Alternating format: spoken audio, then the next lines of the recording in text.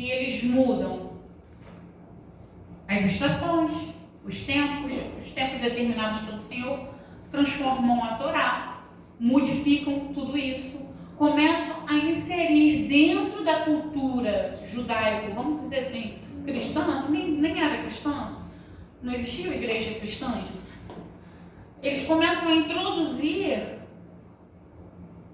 todos esses cultos pagãos.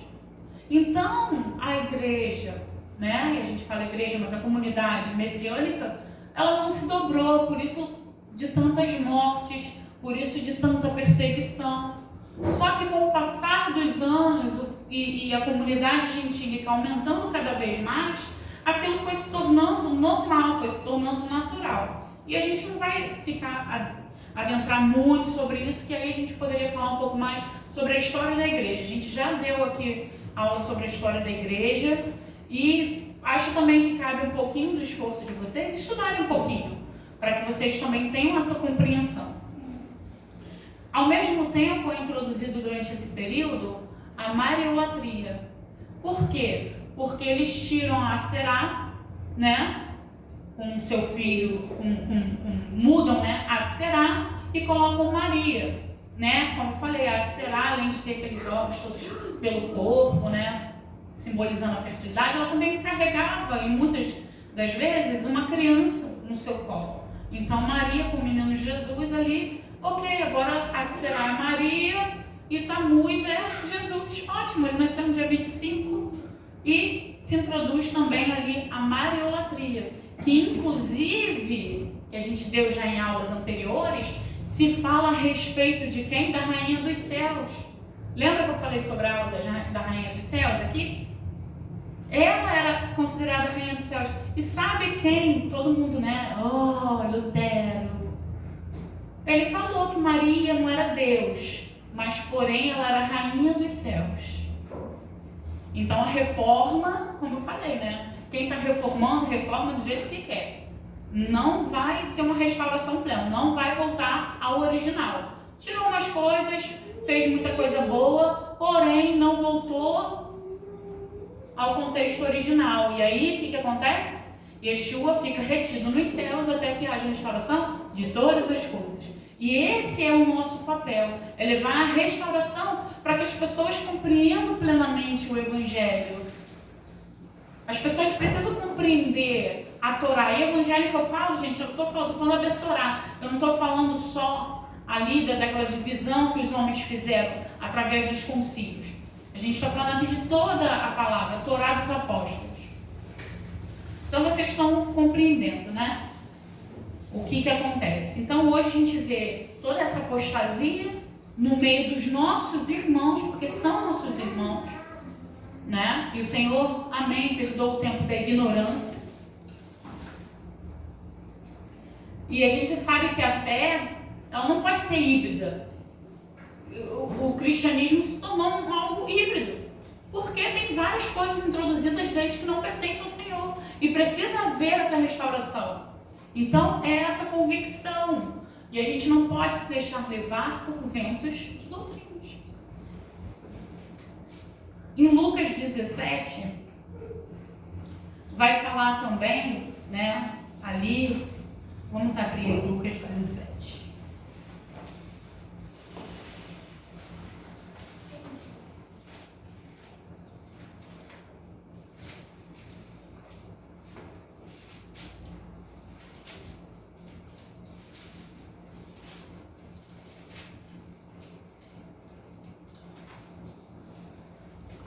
Em Lucas 14 vai falar que Yeshua, certo Shabat, Yeshua foi comer na casa de um dos principais fariseus, Purim, né?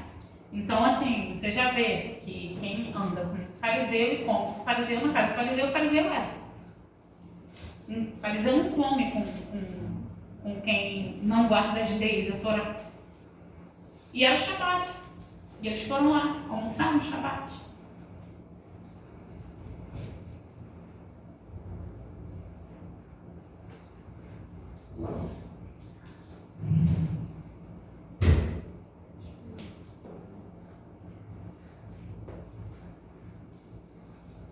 Yeshua disse-lhes, né, disse aos talmidim, disse aos discípulos: é impossível que não sejam preparadas armadilhas, mas ai da pessoa que as prepara.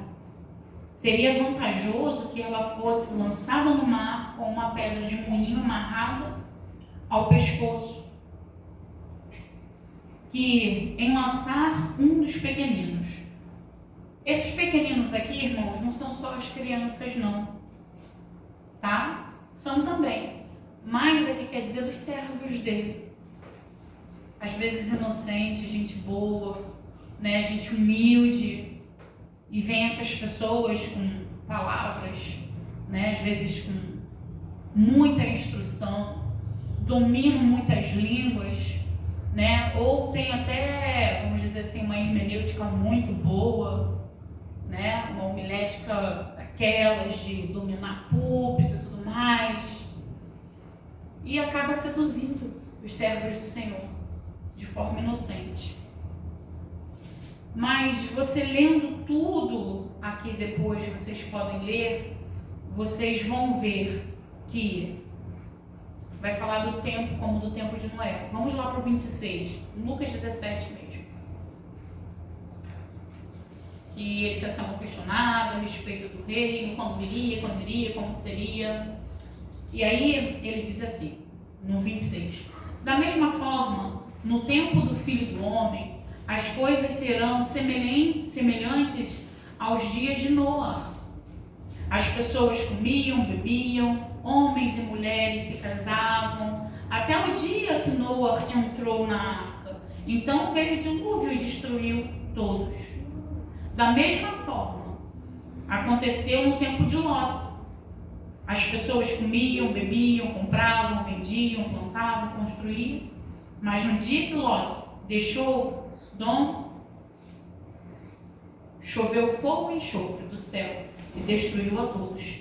E acontecerá exatamente assim no dia em que o Filho do Homem for revelado. Naquele dia, se alguém estiver no telhado da casa, não deverá descer para apanhar os bens dentro da casa. Semelhantemente, quem estiver no campo não deverá voltar. Lembre-se da mulher de Ló. Quem tentar preservar a própria vida perderá, e quem perder a vida preservará. Eu lhes digo, naquela noite 2 pessoas estarão em uma cama, uma será tirada e outra deixada. 2 mulheres estarão moendo trigo juntas, uma será tirada e outra deixada. Eles lhes perguntaram, onde, Senhor? E ele respondeu, aonde houver um cadáver, ali se juntarão os abutres.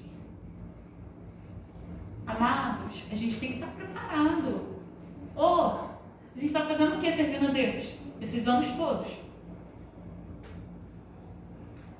E esse aqui será tirado e outro. O que foi tirado é o que vai ser levado. Famílias vão ser divididas, vão ser destruídas. Não vai haver um consenso quando esses dias maus chegarem. O Senhor me mostrou um pouco desses dias maus. E eu vi. E o meu filho Mateus, ele era criança. E eu vi o meu filho Mateus como ele é hoje, homem. Então eu quero dizer para vocês que a gente precisa ter o discernimento e entender e compreender aonde nós estamos e qual tempo que nós estamos vivendo. A gente precisa parar. É lógico que a gente tem que continuar fazendo o que Yeshua falou. Casou agora há pouco tempo. Vendendo, comprando. Só que a gente tem que ter o clique de Noé. Entra na arca, a gente, arca. Ló, vai, não olha para trás, esquece tudo, deixa tudo. Não se apegue a nada. Vai ficar tudo para trás, escapa pela tua vida. E tu vai deixar tudo, não vai dar tempo de voltar, não.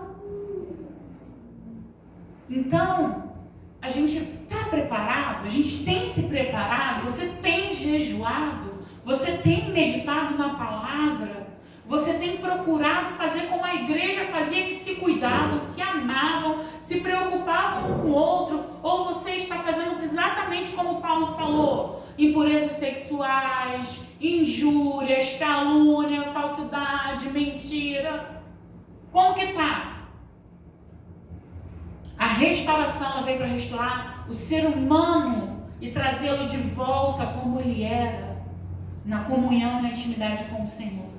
Restaurar indivíduos. Primeiro a gente restaura a nossa própria casa, para depois querer levar a restauração para outro.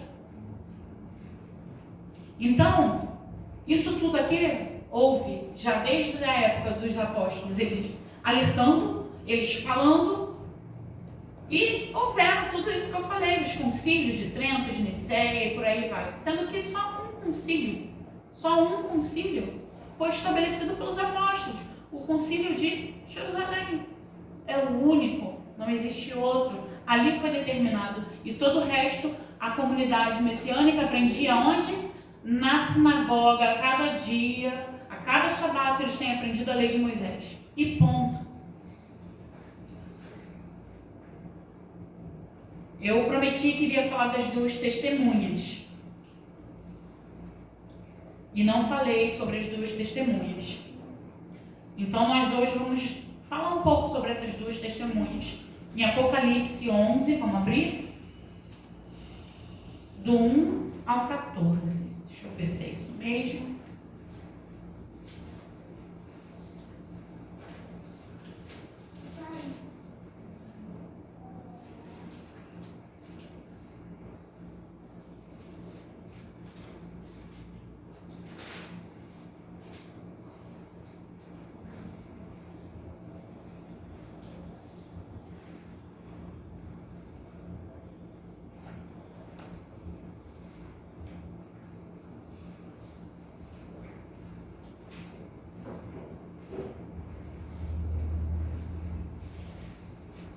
Também uma profecia. No 3 é que vai começar a falar das testemunhas. Mas vamos ler um. Deram-me um caniço, semelhante a uma vara de medir, e me disseram: levante e meça o templo de Deus e o altar. Conte quantas pessoas estarão ali adorando. Exclua, porém, o pátio exterior do templo.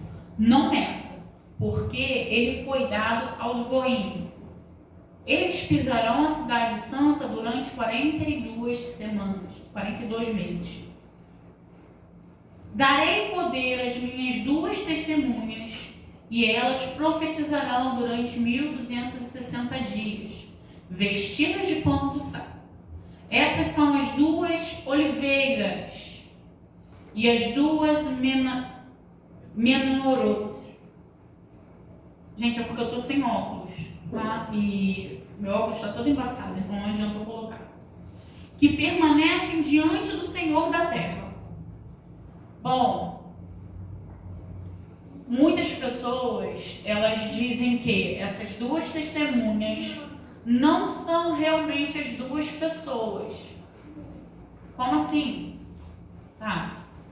Ao meu ver, ao meu entendimento, eu posso estar muito errado, irmãos. Tá? Posso estar muito errada. Isso daqui eu falo não porque eu sou melhor do que qualquer um aqui, não. Eu falo porque eu creio dessa forma. Mas eu não domino a palavra por completo, eu não tenho o total entendimento. A gente conhece em parte. Ao meu ver, são duas pessoas reais. Duas pessoas. Não sei, né, se Elias e Moisés. Eu acredito que sim, que sejam eles. Pelo menos se não forem eles, serão duas pessoas como? Porque eles farão as mesmas coisas que eles fizeram. Trarão restauração e milagres. E vão com tudo. E vestido em pano de saco, em humilhação, pregoarão. Porém, aqui está falando das duas oliveiras. Duas oliveiras. Sabe quais são as duas oliveiras?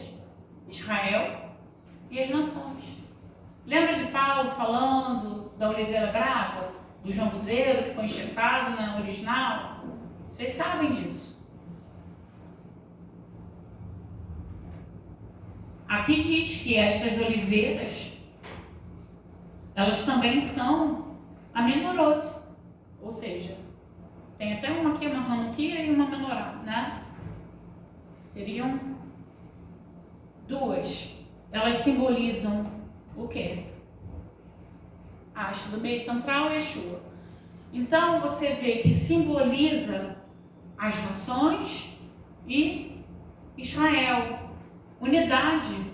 Porque com a restauração e com o decorrer, esses dias eu até não aguentei falar na página de um pastor de uma denominação que eu não vou falar qual é, mas eu tenho um carinho muito grande por ele é até famoso. E aí eu botei lá um catuque lá, sabe? E coloquei, pois é, e não que ele estava falando de tudo, ele está muito assustado com tudo que está acontecendo. E eu falei assim, não se esqueçam, hein? Não tem arrebatamento secreto, muito menos pré-tribulacionista. Aí ele, para com isso, irmã. Ele botou, para com isso, irmã, deixa dessas doutrinas aí, sai fora disso. Aí eu botei para ele não tem isso não, vai ter arrebatamento sim, pré-tribulacionista, a gente vai ficar aqui padecendo isso não. Já estamos padecendo, né, irmãos? Já estamos todos aqui padecendo. Todos padecendo. Você sai na rua, todo mundo de máscara, obedecendo, mesmo a gente sabendo que a máscara não protege nada. Mas a gente usa porque eu acho que psicologicamente até dá uma certa segurança, né? Em você achar realmente que aquela máscara está ali te protegendo. Ou com uma luva, ou com álcool em gel, tá lá o álcool na minha bolsa. Todas as minhas bolsas têm álcool. A gente faz isso, a gente... eu acho que para o ser humano, psicologicamente, ele sente, não, estou botando álcool em gel, eu estou usando a máscara, eu evito de ter contato, a gente segue todo um cronograma, mas no fundo, a gente sabe que se Deus não guardar a gente está lascado.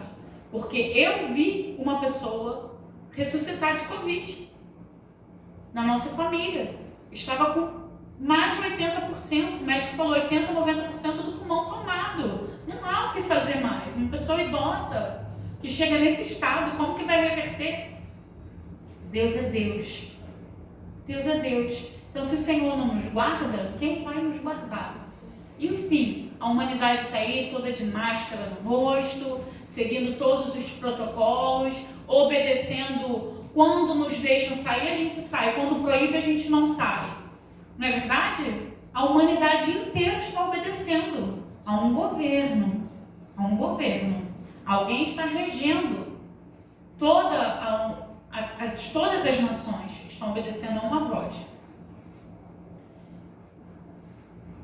Então você vê que as pessoas elas precisam romper com essas falsas doutrinas.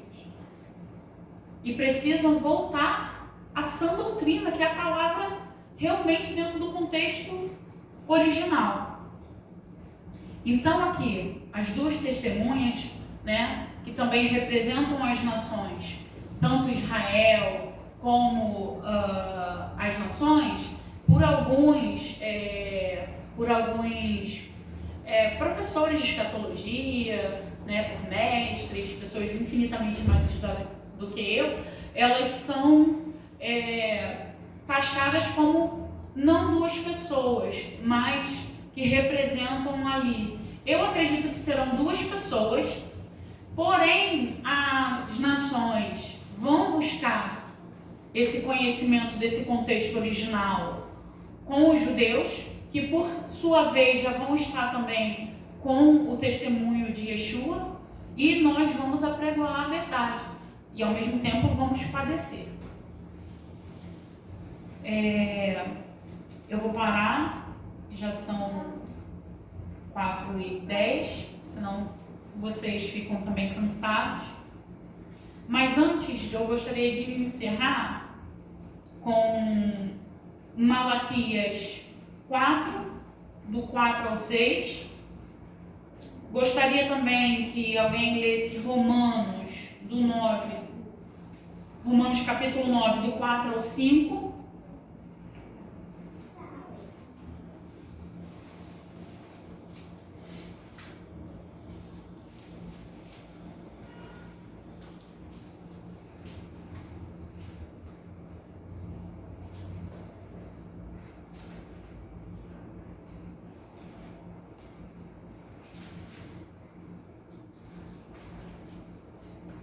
Quem achou?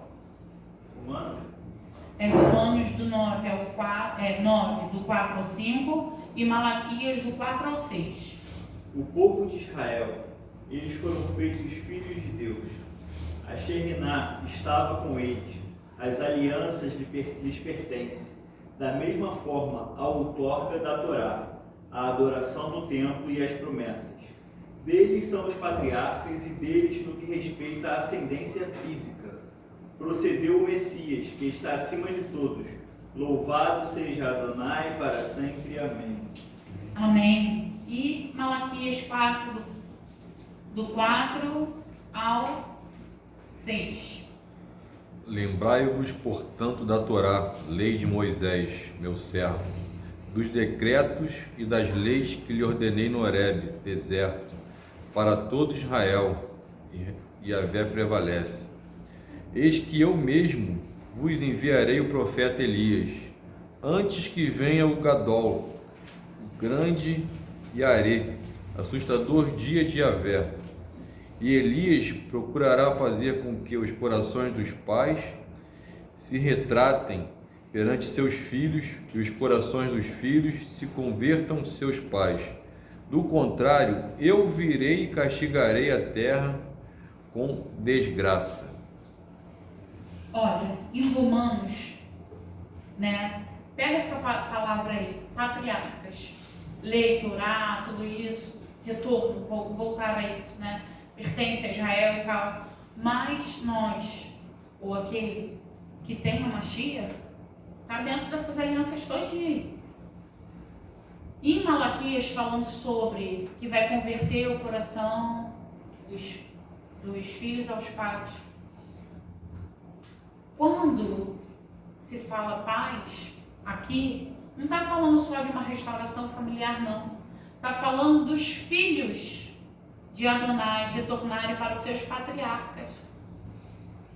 Eles vão retornar a Abraão, a Isaac, a Jacó. Aleluia.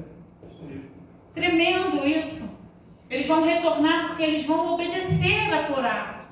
Eles vão voltar a ter esse amor, a palavra do Eterno. Tudo vai ser restaurado, irmãos. E nós temos esse papel de restaurar, de abrir caminho para o retorno de Yeshua. E a igreja vai ser restaurada, como nós lemos lá em Apocalipse, né? A menorá, vamos falar as duas menorotes. As duas oliveiras juntas. Os filhos vão se converter aos pais. Terão a sua cavaná, sua inclinação mudada. Então, nós vamos encerrar o estudo de hoje, né, sobre o espírito de Elias, sobre a restauração, compreendendo que esse espírito de Elias, ele está sobre nós hoje, trazendo e levando a restauração para as pessoas, começando com a restauração das nossas próprias vidas, uma igreja purificada, adornada para o casamento com o noivo Yeshua. A relação entre Israel e a igreja, novamente uma relação saudável e uma relação firme. A igreja voltará para a fé dos seus pais, dos pais da igreja, Abraão, Isaac e Jacó. Os crentes messiânicos serão um só em Yeshua, sem cortinas de separação. Lá, como está escrito em Efésios 2. Então a noiva, ela voltará à verdade. A igreja apostólica dos últimos dias, ela vai surgir como um único corpo. Nós compreendemos, irmãos, que tudo isso são sombras do que está por vir. É a sombra do nosso corpo, o corpo do nosso noivo, nosso Messias Yeshua. E deixo para meditações de vocês Colossenses 2, Filipenses 3, né? Aonde ali também vai ser dito que o apóstolo Paulo ele fala que ele vive de acordo com a Torá. E ele também diz que ele viveu toda a sua vida de acordo com a Torá. O apóstolo Paulo não mente, irmãos, ele não mentiu. Ele não se converteu a uma religião híbrida. Ele não transgrediu a lei. Ele disse que ele era muito zeloso. Em Atos 20, do 17 ao 19 também diz. Você pode ler depois. Paulo foi alguém muito importante. E um homem muito zeloso com a Torá. Leia também, depois anote aí para você ler Atos 21, do 20 ao 25. Compreenda o que é a igreja do primeiro século, porque esse é o nosso papel. Nós somos restauradores do caminho. A gente está abrindo o caminho para o Messias Yeshua. Que você possa compreender e ter amor a essa palavra, mais do que a doutrinas de homens. Porque, como diz o apóstolo Paulo, me importa, pois, obedecer a Deus e não a homens. Que o Senhor possa abençoar vocês. Não deu para falar hoje a respeito, já está aqui separadinho, né, do coronavírus, dentro da palavra, o discernindo os sinais dos tempos. Na semana que vem nós vamos estar dando esse estudo, também é um estudo um pouquinho longo, mas que o Senhor possa abençoá-los, que vocês possam permanecer firmes no propósito e não andando em dois caminhos. Que o Eterno abençoe vocês.